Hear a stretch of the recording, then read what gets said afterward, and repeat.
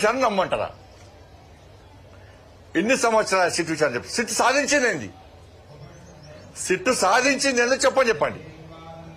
కేసీఆర్ ప్రభుత్వం ఏదైనా సిట్ వేసి ఎన్ని సిట్లు వేసింది కేసీఆర్ ప్రభుత్వం, ఎన్ని విచారణ జరిపింది, ఎవరిని విచారణ చేసుకున్నది, ఎంతమందిని అరెస్ట్ చేసింది, ఎంతమంది దగ్గర అక్రమంగా సంపాదించిన డబ్బులు స్వాధీనం చేసుకున్నది, ఎంతమంది ఆస్తులను జప్తు చేసింది. రాష్ట్ర ముఖ్యమంత్రి అంటాడు నా ఫోన్ ట్యాప్ చేశారని చెప్పని కంచె తెలుసుకోడు. ఈ విశాలమైనతో సాగదీస్తా ఉంటాడు. దాని కేసీఆర్ కూతురే ఫోన్ ట్యాప్ చేసిరు అన్నారు.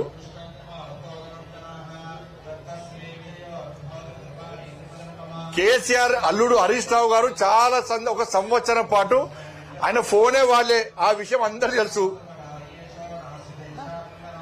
అదే సంవత్సరం పాటు ఫోన్ వాళ్ళే. ఇన్ని సాక్ష్యాలున్నాయి, ఇన్ని ఆధారాలున్నాయి, ఇది చర్చ జరుగుతున్నది, ఇది వాస్తవం.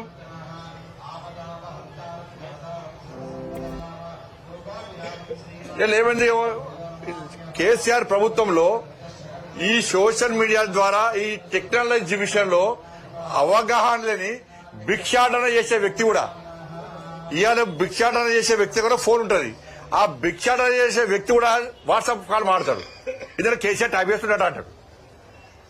భిక్షాటన చేసే వ్యక్తి కూడా వాళ్ళ భార్యతో కానీ వాళ్ళ కుటుంబ సభ్యులతో నార్మల్ కాల్ మాట్లాడాలంటే భయపడే పరిస్థితి, అంత దారుణమైన ఘోరమైన పరిస్థితి కేసీఆర్ ప్రభుత్వం అయ్యాడు. ఇది వాస్తవం.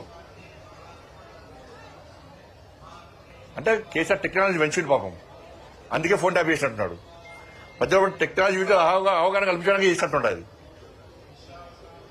ఇంత దారుణం జరిగితే మళ్ళీ దొంగలనే పిలిచి మీ ఫోన్ ట్యాప్ చేసిర్రు తెలుసా, ఈయన చేసిండు, ఆయన చేసిందే వాళ్ళని తీసుకొచ్చి మీరంటే ప్రభుత్వం చిత్తశుద్ధిని ఇవాళ ఏదో బయటపడ్డది. ఇవాళ అంటే ప్రభుత్వానికి కేసీఆర్ కుటుంబాన్ని అరెస్ట్ చేసే దమ్ము లేదు వీళ్ళకు.